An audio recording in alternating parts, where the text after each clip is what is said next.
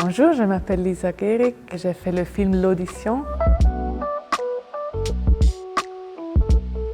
Non, dans le film, il n'y a rien qui est scripté, on peut dire. C'est vraiment des gens qui ont joué, pas joué, qui ont refait leur propre rôle qu'ils ont aussi dans leur quotidien. Et ils sont tous venus pour le film. Donc moi, j'ai juste organisé le bureau et mis la table et tout ensemble avec tous les gens qui ont participé. Et puis eux, ils ont refait une audition, mais de la même manière comment c'est en réalité. Dès le début, quand on a dit « OK, les caméras on tourne », moi, j'ai plus rien fait. Donc c'est pour ça que c'est aussi un documentaire. Au début, c'est transparent, que c'est fait pour le film, mais après, il n'y a pas de mise en scène du tout.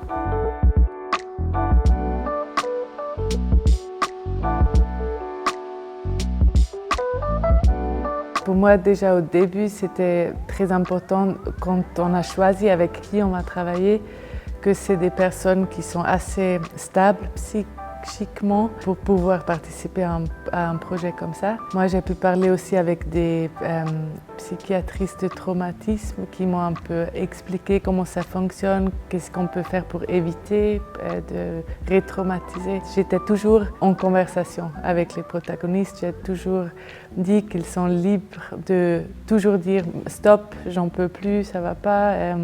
On a fait plein de pauses. La base la plus importante, c'était qu'on s'est fait confiance. Je les ai souvent rencontrés avant le tournage. Comme ça, ils ont su. On a planifié ensemble.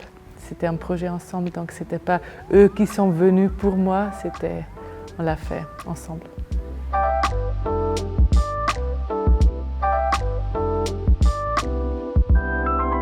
Pendant la recherche, quand on a déjà un peu fait des entretiens avec les caméras pour qu'eux, ils s'habituent. Et à la fin de chaque entretien, j'ai toujours demandé qu'est-ce que tu aimerais faire dans cette situation si tu pourrais choisir. Quel rôle tu aimerais prendre. Et ça, c'était toujours un moment où eux, ils sont devenus toutes libérés. Parce qu'enfin, c'était plus juste le rôle du réfugié, qui a juste des obligations et pas beaucoup de droits. Et donc cette réaction m'a tellement touchée et ça nous a dit qu'il faut absolument qu'on fasse ça aussi dans le film. Et en plus, on espère que ça donne une vue sur la dynamique du pouvoir dans cette chambre.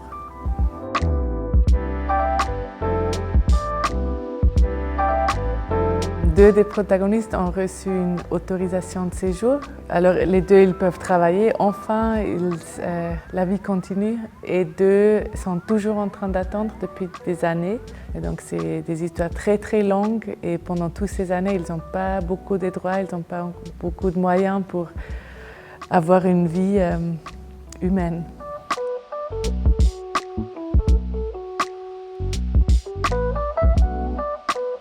J'ai fait le film pour avoir une base pour une discussion. J'ai l'impression que c'est un débat très très surchauffé, on peut dire. Tout le monde a des opinions très vite, mais personne ne sait rien. Donc pour moi, c'était très important qu'on fait un film où on regarde exactement comment ça se passe, est-ce que c'est juste, comment ça se passe. Et comme ça, j'espère qu'avec ce film, on a la base pour commencer une discussion, comment on veut organiser la migration et de ne pas juste dire c'est un problème parce que c'est pas un problème, c'est juste un fait que les gens ils doivent fuir de leur pays et c'est important que nos systèmes sont justes avec ces personnes qui arrivent ici.